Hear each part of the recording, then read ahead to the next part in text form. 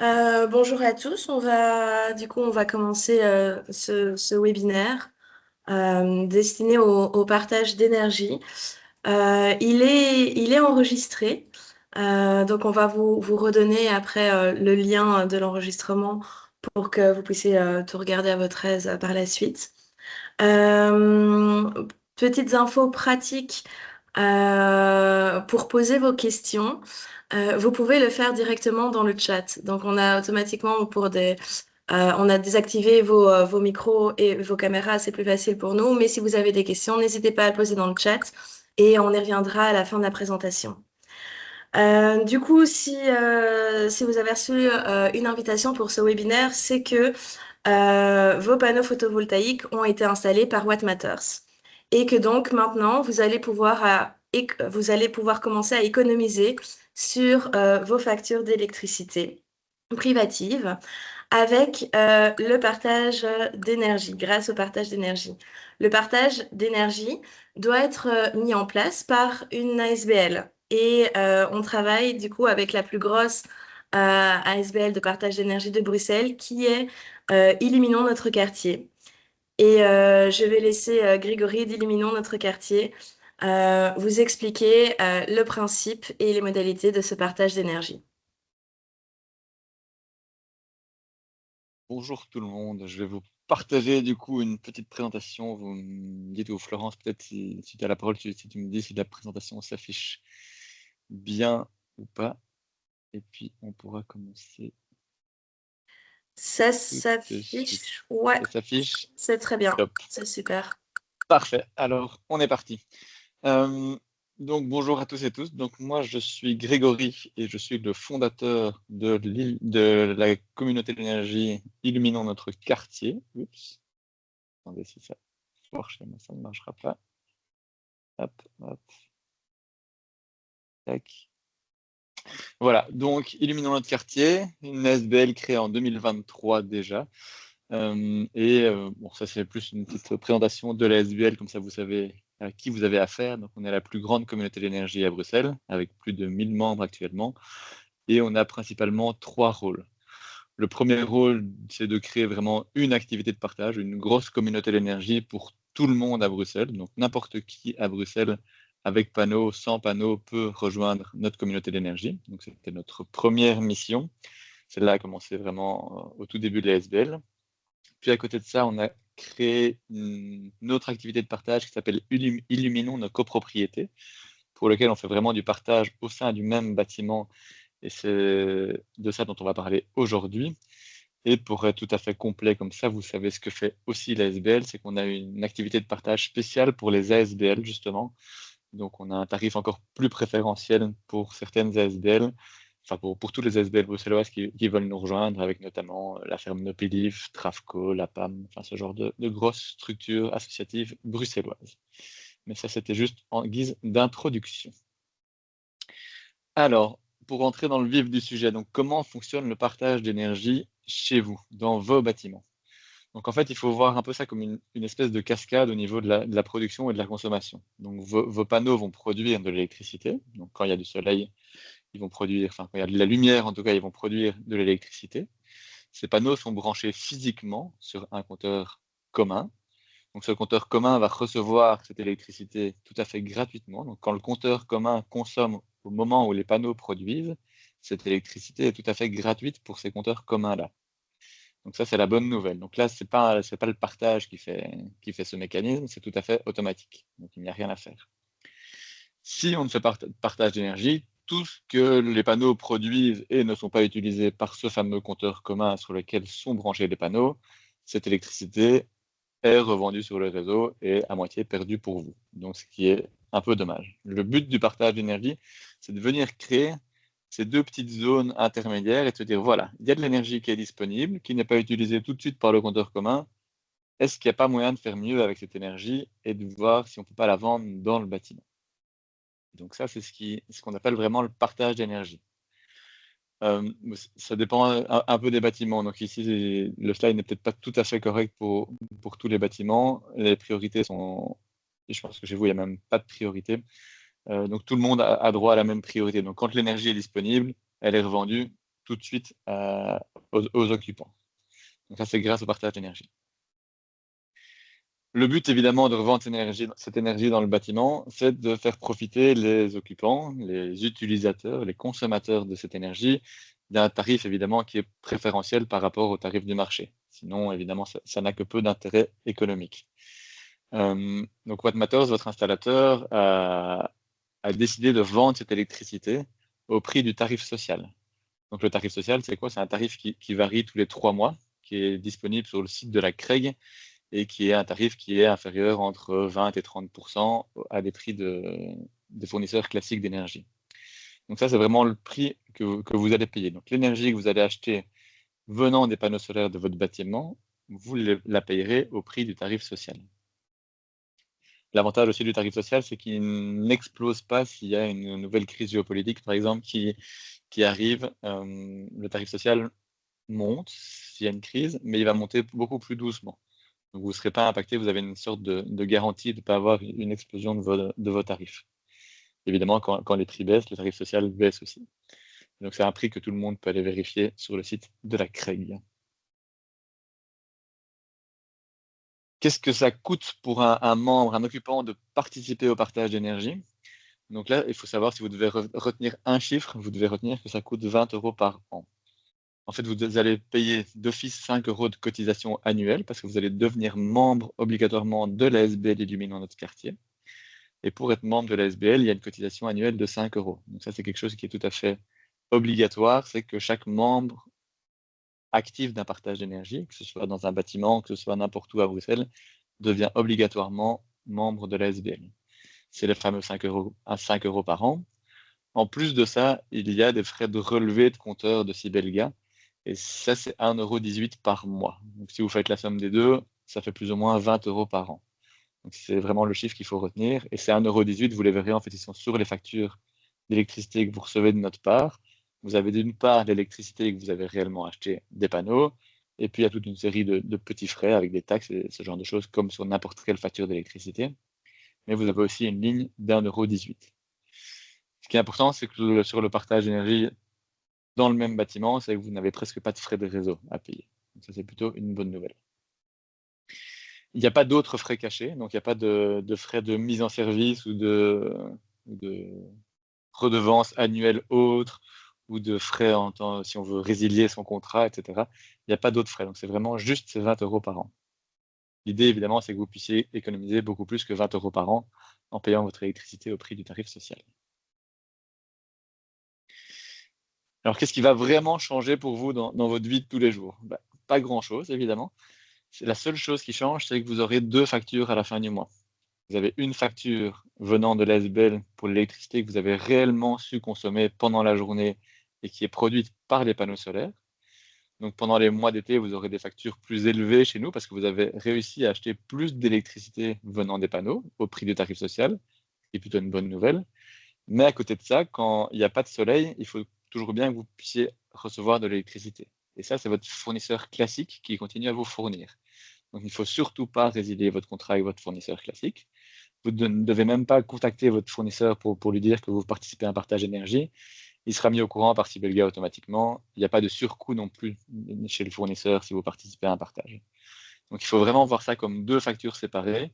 Une venant de l'ASBL pour ce que vous achetez qui arrive de vos panneaux solaires et une de vos fournisseurs classiques pour tout ce que vous n'avez pas réussi à acheter pendant la journée.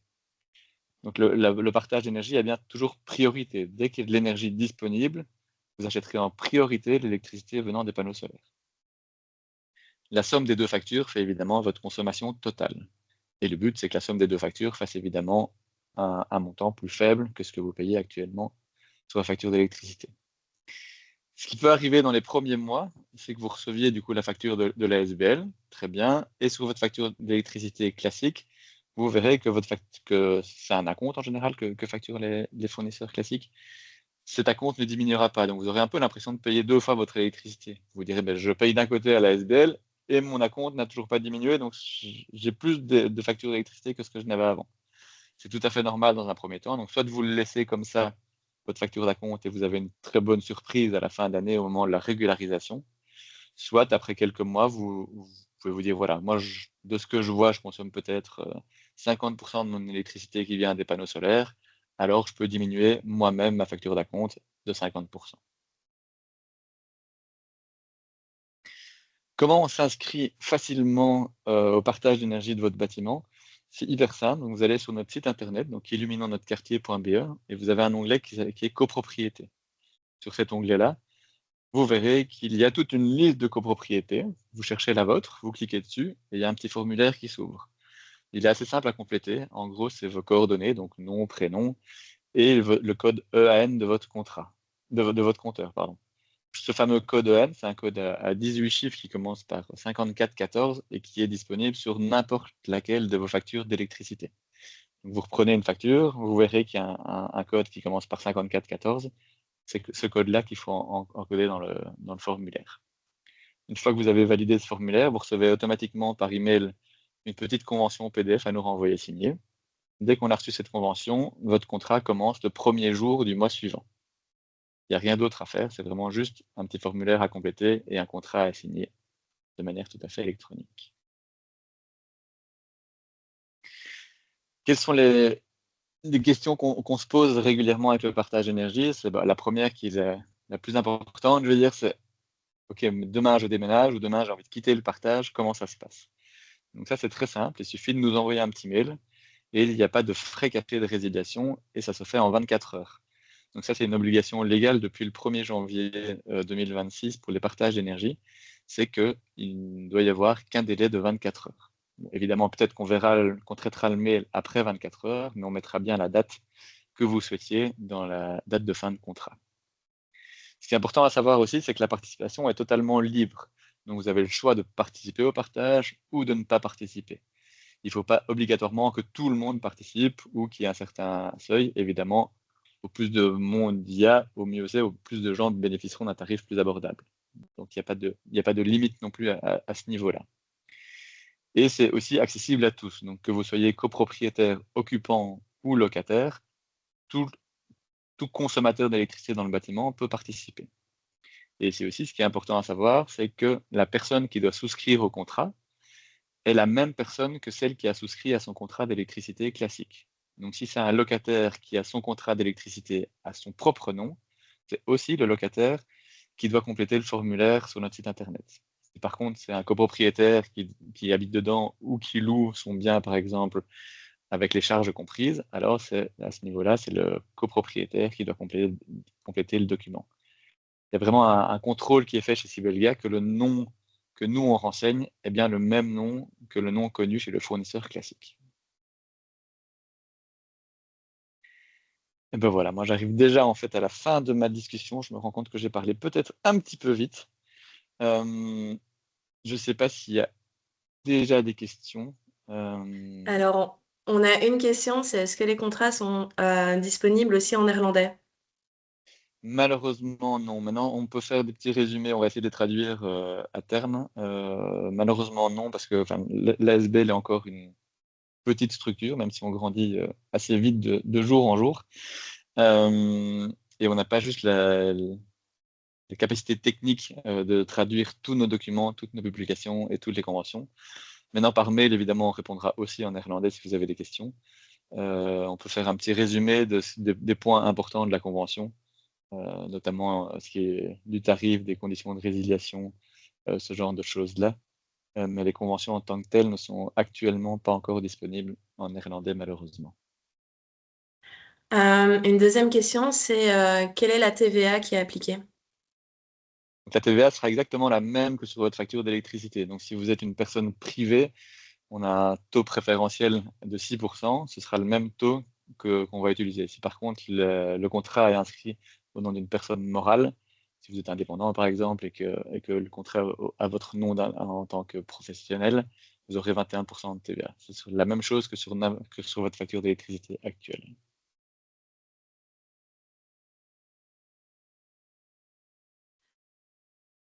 Alors, il y a plusieurs questions. Tant mieux.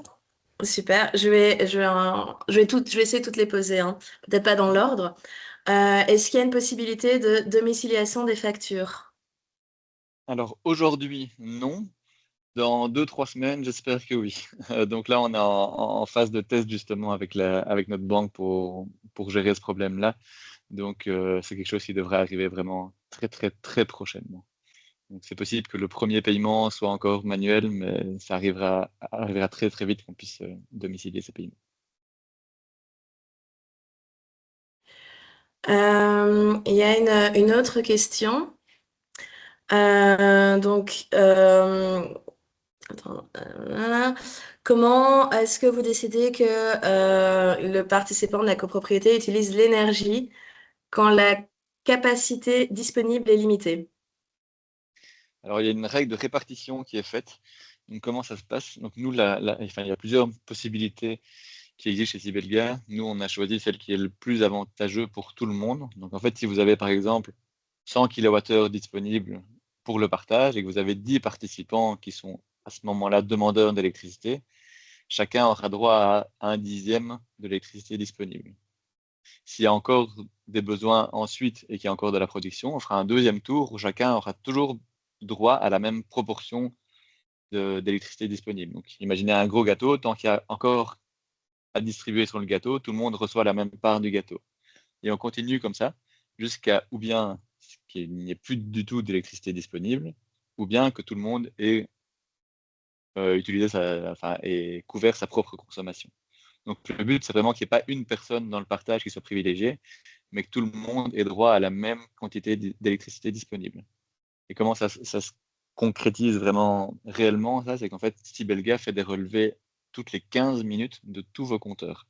C'est pour ça que vous avez dû recevoir des nouveaux compteurs intelligents. Sibelga va calculer toutes les 15 minutes qui a pu échanger, enfin qui a pu bénéficier de quelle quantité d'énergie. Et toutes les 15 minutes, ils font ces calculs-là. Nous, on reçoit à la fin du mois la somme de toutes ces 15 minutes, si vous voulez. Et ça permet justement de vous envoyer des factures. Et donc peut-être que sur 15 minutes, maintenant, vous allez rien utiliser. Les 15 minutes d'après, vous allez utiliser une grande partie, et ainsi de suite. Donc c'est vraiment des calculs quart horaire. Une autre question. Si les locataires quittent le logement et que le propriétaire reprend l'appartement pour habitation personnelle, devons-nous d'abord effectuer le changement auprès de Sibelga, puis nous inscrire comme nouveaux membres chez vous, et la convention se mettant alors en place automatiquement une fois le contrôle effectué avec Sibelga?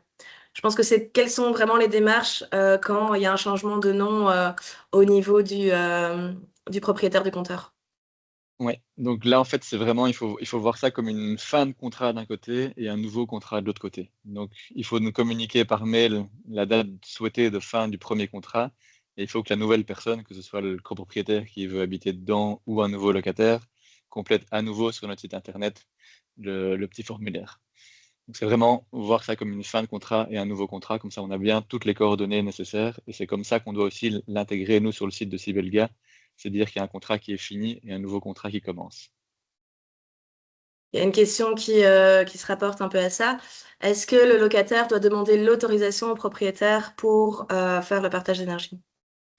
Pas du tout, non. Le locataire est libre de faire ce qu'il veut, de choisir donc son fournisseur classique comme il le souhaite, mais aussi de souscrire ou de ne pas souscrire au partage d'énergie. Donc, il ne doit pas avoir l'autorisation du copropriétaire.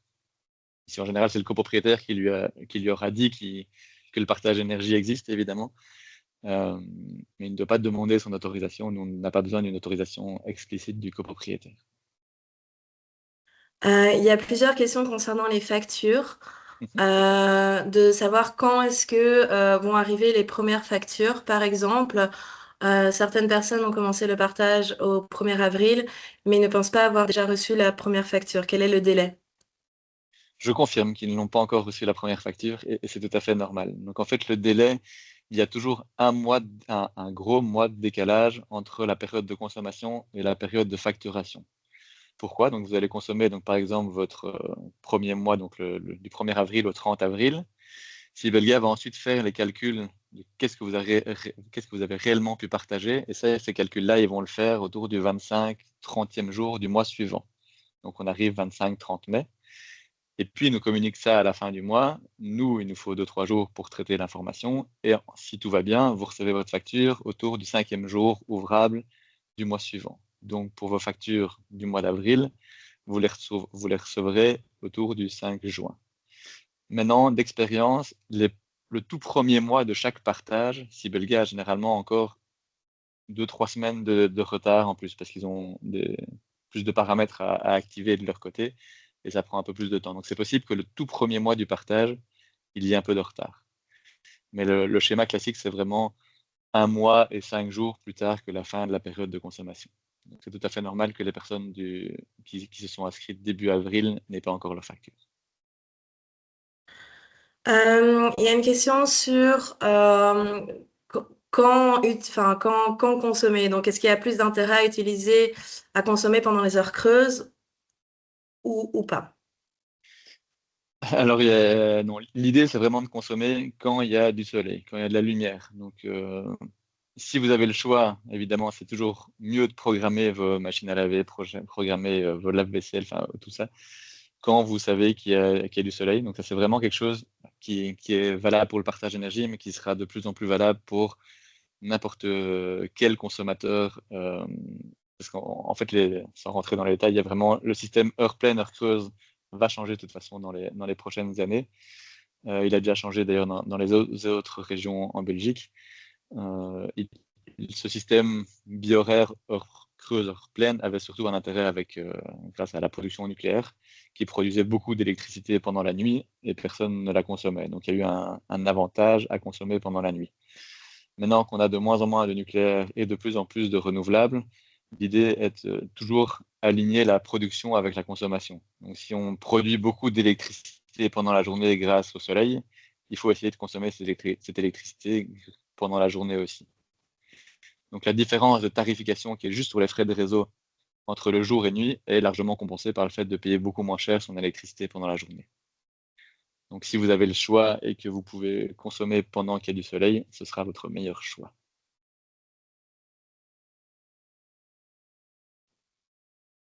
Je lis les questions en temps réel, hein, désolée. Oui, ouais, non, non, pas de souci. Euh, je vais reprendre celle un peu du début aussi. Comment le produit de la vente est reversé à la copropriété? Là, je vais peut-être aussi répondre. Je suppose que c'est le surplus d'électricité qui n'est pas dans l'autoconsommation ni dans le partage d'énergie. Ça, en fait, vous avez une convention avec Watt Matters. Donc, pendant toute la durée de la convention, en fait, c'est Watt Matters qui capte le surplus, c'est-à-dire la revente au réseau. Donc, tout ce qui n'est pas, encore une fois, autoconsommé ni dans le partage d'énergie, ce qui reste, ça va être revendu au réseau et pendant la durée de la convention, ça c'est pour What Matter, c'est à la fin de la convention, ce sera pour l'ACP. Je regarde un peu les autres, oui. Il y a une question, c'est est-ce que c'est possible de faire une simulation? Je sais pas, Grégory, dis-moi, sur 3000 kilowatts par an, on paye 100 euros par mois au fournisseur. Est-ce que c'est possible de faire ça comme ça ou c'est un peu plus compliqué? On peut De revenir tête par comme mail ça, ou... non, mais on peut me l'envoyer par mail. En fait, tout dépendra de deux choses, de votre contrat actuel et de votre capacité à consommer pendant la journée. Donc, si vous arrivez vraiment à consommer pendant la journée une grosse partie, ça fera vraiment une belle différence. Si par contre, vous n'êtes jamais là en journée et vous ne programmez pas votre machine à laver, votre lave-vaisselle et ce genre de choses pendant la journée, vous aurez évidemment moins d'économies possibles. Et donc, l'idée est vraiment d'essayer de consommer un maximum pendant les heures où il y a de la lumière. Oui, il y a des lumières, ouais, exactement. Et ça, je me permets de réagir aussi juste sur les factures mensuelles que vous recevez de l'ASBL. Vous verrez en dessous de la facture, il y a toujours une petite ligne qui dit ce mois-ci, vous avez consommé par exemple 50 kWh venant de l'ASBL et sachez que vous avez aussi consommé par exemple 40 kWh venant de votre fournisseur classique. Comme ça vous permet de savoir un petit peu quelle proportion vient de l'ASBL et quelle proportion continue à venir de votre fournisseur classique si vous voulez adapter votre facture d'acompte par exemple. Est-ce qu'il y a moyen pour l'utilisateur de savoir en temps réel si et quand on utilise l'électricité issue des panneaux photovoltaïques ou du réseau? Non, malheureusement, en temps réel, on ne sait pas le faire parce que, bah, comme je l'ai expliqué, Sibelga fait ses calculs a posteriori 1 mois après, donc ils ne savent pas le faire en temps réel. Et si on devait développer quelque chose pour le faire en temps réel, ce serait techniquement impossible, on va dire, mais ça voudrait dire qu'on devrait équiper chaque compteur d'un petit boîtier externe qui aurait un certain coût, plus développer une application qui aurait également un certain coût. C'est toutes des questions qu'on s'est posées et qu'on se pose encore au sein de la SBL. Mais pour le moment, ce jeu n'en vaut pas la chandelle. Donc ça coûterait beaucoup trop cher d'équiper tous vos compteurs et de développer cette application pour au final un gain qui serait assez marginal parce qu'on se rendrait assez vite compte que les périodes où il y a du soleil, c'est les périodes où il faut consommer. Donc malheureusement, c'est pas possible en temps réel pour des raisons techniques chez Sibelga actuellement. Il y a une question qui revient un peu à une où on a déjà posé, mais le locataire intéressé doit-il demander l'autorisation du propriétaire? Non, vraiment pas. Donc le locataire, si c'est le locataire qui a son contrat d'électricité à son nom actuellement, c'est également le copropriétaire qui souscrit à son contrat chez nous et qui ne doit pas demander l'accord de son propriétaire. Et on peut rejoindre la SBL quand on veut. C'est pas maintenant ou jamais. C'est aujourd'hui à 12h28 exactement. Non, non, vous pouvez rejoindre la SBL quand vous voulez. Donc nous, on peut faire rentrer des nouveaux membres une fois par mois. Et il faut savoir que Sibelga a besoin d'un délai de 5-6 jours ouvrables, on va dire, pour traiter l'information. Donc, si vous voulez que votre contrat commence le plus vite possible, à savoir le 1er juin, qui est la prochaine date d'entrée des nouveaux membres, il faut que nous, on ait reçu votre convention signée autour du 5 jours ouvrables au bas, ça fait vers le 21-22 mai. Donc, si vous ratez cette échéance-là, ce sera pour le 1er juillet. C'est vraiment une fois par mois qu'on peut faire entrer les nouveaux membres. Par contre, la sortie des membres peut se faire n'importe quel jour d'un mois. Une question un peu plus pratique pour le formulaire. Le copropriétaire est considéré comme producteur, consommateur ou simplement comme consommateur? Comme simplement consommateur. Donc vraiment, ouais, chez vous, vous serez tous consommateurs. Donc le producteur, c'est Wattmatter, ça qui appartient à l'installation. Mais vous êtes uniquement consommateur. Donc, vous ne devez pas rentrer, il y a aussi un champ numéro d'entreprise, vous ne devez pas rentrer un numéro d'entreprise si vous êtes personne physique. Donc, vous ne devez pas rentrer le numéro d'entreprise de la copropriété, par exemple, ou celui de What Matters, ou peu importe. C'est vraiment vous, personne physique, qui souscrivez au contrat. Vous ne devez pas mettre de numéro d'entreprise. La seule possibilité pour mettre un numéro d'entreprise dans le formulaire, c'est si votre contrat est au nom d'une entreprise, que vous soyez indépendant ou que vous travaillez de chez vous, ou peu importe. Donc, c'est vraiment à ce moment-là qu'il faut compléter ce numéro d'entreprise, sinon il faut bien le laisser vide. Il ne faut pas mettre non applicable ou un tiret. Enfin, laissez-le vide, ce sera le plus efficace. Alors, il y a pas mal de questions, hein. On va essayer de tous y Mhm. répondre. Mais une autre question, c'est plus il y a de personnes qui joignent la communauté, moins il y a d'avantages par personne ou pas?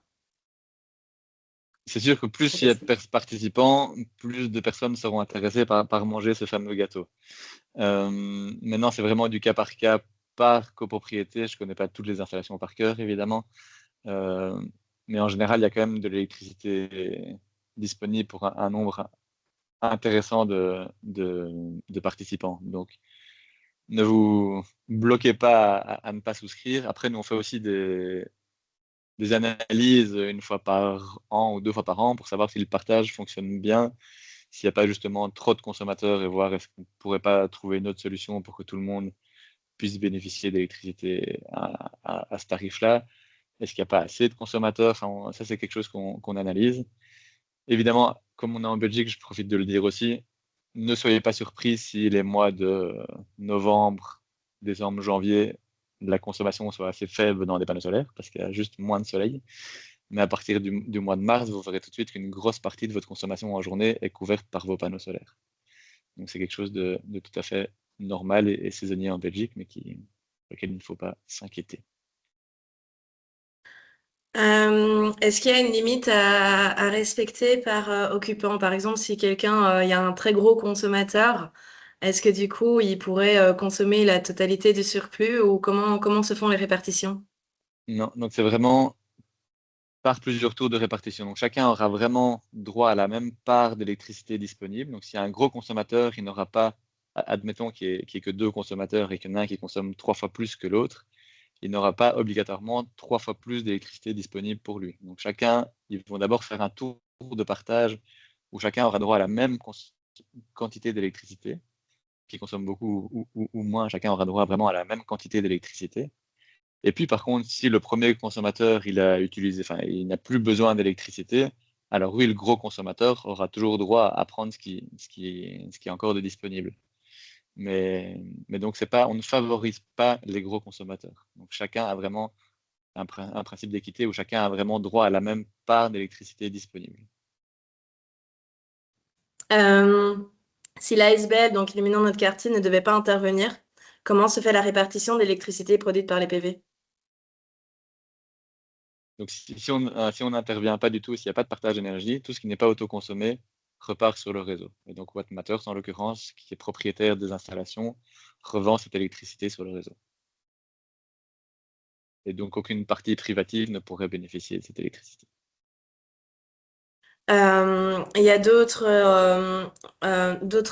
questions auxquelles on a déjà un peu répondu, mais on va bien remettre l'adresse mail de Grégory si vous avez encore certaines questions, parce que je vais pas toutes les passer. Je vais encore en faire, mais je vais pas toutes les passer.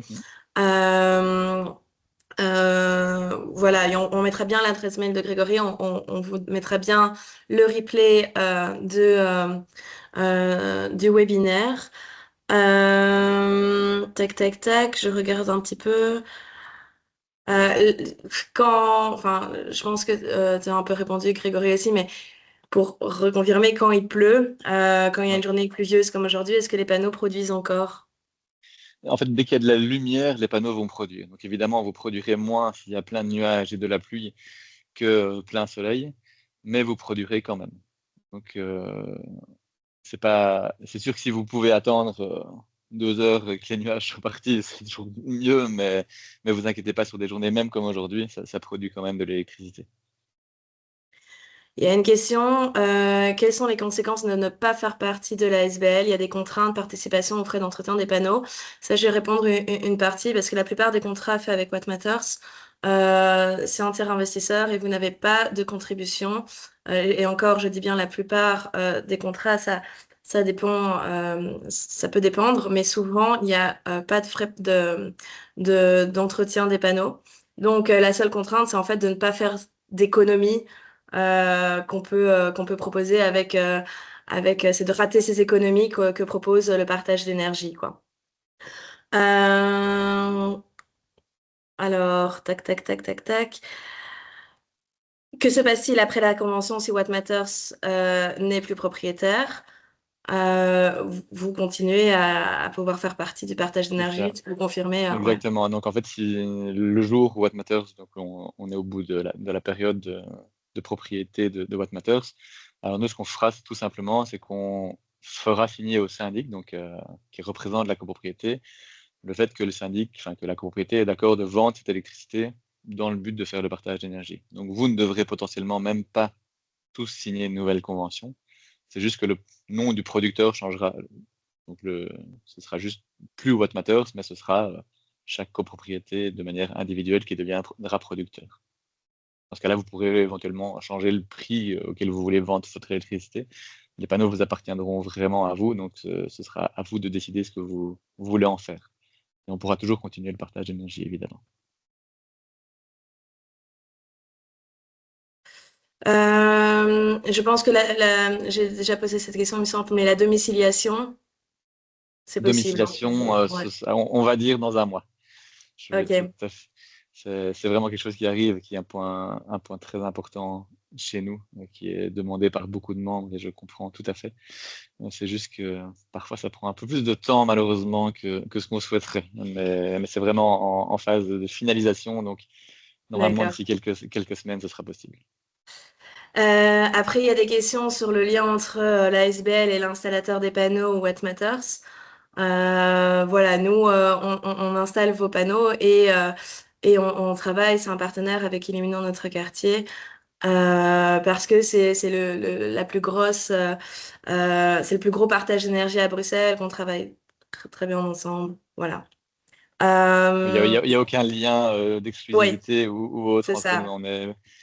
Le Watt Matters n'est ni actionnaire de la SBL, la SBL ne rentre en aucun cas non plus dans l'actionnariat de Watt Matters. On est vraiment deux sociétés complètement séparées qui travaillent ensemble, mais on est totalement Exactement. séparés. Et donc, ça répond à la question qu'il pose, les panneaux photovoltaïques. copropriété aux firmes indépendantes, bah, du coup, là, c'est What Matters. Hein, c'est pour ça qu'on vous propose aussi ces webinaires. C'est What Matters. Si vous êtes ici, c'est parce que What Matters a installé vos panneaux et qu'on travaille avec Illuminons, notre quartier, pour vous proposer le partage d'énergie. Tac, tac. Je pense que le reste, en tout cas sur le partage d'énergie, on est bon pour tout ce qui est par rapport à la convention avec What Matters. Je vois qu'il y a quelques questions. Ça dépend de votre convention. Voilà, ça, je vous invite à relire ce que le syndic et vous avez signé avec What Matters. On a aussi deux, trois questions sur la possibilité d'installer une batterie. Voilà, je te laisse répondre, Grégory. Oui, enfin, après, oui. Je ne sais pas si c'est à l'ASBL de répondre sur l'intérêt d'installer une batterie. Il peut y en avoir. Les batteries actuellement ont encore un certain coût, même si ça a diminué. Euh, Techniquement, ce qui serait possible, c'est de mettre une batterie et de demander à la batterie de se décharger automatiquement, juste n'importe quoi, entre 18 et 22 heures de manière progressive pour que tout le monde puisse bénéficier aussi de cette électricité à cette heure-là. Techniquement, c'est possible. Maintenant, on ne sait pas avoir un trigger, donc vraiment quelque chose qui va dire l'appartement du deuxième étage consomme maintenant, donc la batterie va fournir tout de suite cet appartement-là. Donc ça, on ne sait pas le faire techniquement pour le moment. À mon avis, on saura le faire dans quelques années peut-être. Mais pour ça aussi, il faut que chaque compteur puisse communiquer en temps réel les uns avec les autres et ça demande des investissements qui sont malheureusement trop chers pour le moment pour que ça soit rentable. Donc oui, c'est possible de mettre une batterie. Maintenant, il faut réfléchir vraiment à ce qui est le mieux à faire. Maintenant, nous ne sommes pas installateurs de batterie non plus. Hein. Donc, nous ne faisons que le partage d'énergie. Donc, je vous réponds sur ce qui est C'est possible ça, de faire ou pas. c'est ça. Et alors, on a une question. Maintenant, Engie propose des contrats happy hours. Euh, voilà, qu'est-ce qui est le plus intéressant euh, par rapport au partage? Ouais, exactement. Donc, en fait, bon, il faut savoir que les contrats Happy Hours de chez Engie, bon, sur votre facture d'électricité, vous avez plusieurs choses. Vous avez l'électricité, donc la composante électricité matière première, on va dire. Et puis, vous avez toute une série d'autres choses qui sont des frais de réseau, des taxes, de la TVA, et ce genre de choses-là. Donc, ça fait à la très, très grosse touche 50% électricité, 50% qui n'est pas de l'électricité. Donc, sur les Happy Hours de chez Engie, ce qui est gratuit, c'est bien juste la composante électricité. Donc, ce n'est pas les autres 50%. Donc, vous avez quoi qu'il arrive, encore 50% de votre facture, même sur les heures dites gratuites, que vous devez payer. Maintenant, les Happy Hours de chez Engie durent aussi un certain laps de temps assez limité. Donc, on parle en général de 3 heures consécutives sur certains jours par an qui sont des jours où il y a beaucoup de production solaire et très peu de consommation. Donc typiquement un dimanche ensoleillé. Donc sur le dimanche ensoleillé, peut-être que Engie sera moins cher pendant 3 heures plutôt que le partage d'énergie.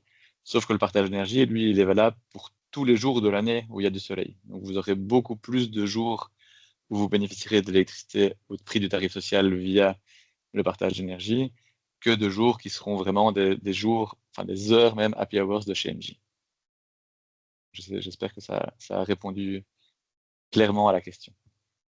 Et alors, pour bien confirmer, ils doivent d'abord effectuer le changement auprès de Sibelga après le départ du locataire, puis ensuite s'inscrire au partage. Ouais, attention, c'est pas chez Sibelga, hein. C'est vraiment en général, c'est un document de reprise Oui, de d'énergie chez le reprise fournisseur. d'énergie, c'est Ouais. ça, c'est ça. Donc, en général, Au on fournisseur, n'a hein, pas, c'est ouais, ça. Hein. exactement, c'est au fournisseur C'est qu'on d'abord au qu'on qu'on met fournisseur ça. et après, C'est ça. Donc, en c'est ça. général, le consommateur n'a pas de contact direct avec Sibelga. Donc, c'est toujours les fournisseurs ou nous qui avons un contact avec Sibelga. Donc, vous clôturez votre contrat chez votre fournisseur. Alors, en général, il y a un document de reprise d'énergie qui est un document standard qui est disponible pour n'importe quel fournisseur que vous complétez. En parallèle, vous nous envoyez un petit mail pour dire, voilà, le contrat s'est arrêté à telle date et on fera un nouveau contrat pour la suite. Donc, c'est vraiment ça l'ordre qu'il faut faire. Donc, d'abord, mettre fin au premier contrat et souscrire un nouveau chez nous. Je vois qu'il y a aussi des C'est- questions dans les Q&A. Je ne sais pas si tu les as lues, si J'ai tu en as été fait voir, partie. j'ai été voir. Il y en a qui ont déjà été posées, qui se sont répétées. Euh, ouais. Il y avait, sans spécialement de demander une réponse, est-ce normal d'avoir un tarif social pour les propriétaires d'un niveau plus aisé? En fait, le tarif social est juste une indication qui est, enfin, une fixation d'un prix intéressant qui a été déterminé par Watt Matters, du coup, en l'occurrence ici. On aurait très bien, enfin, Watt Matters aurait très bien pu dire, on fait un prix à, je sais pas, 15 centimes le kilowattheure. Ce qu'ils ont trouvé le plus, enfin, tu m'arrêtes si je dis n'importe quoi, Florence, évidemment, mais ce qui a été négocié et trouvé intéressant, c'est de se dire, on veut toujours proposer un prix qui soit plus intéressant que le prix du marché.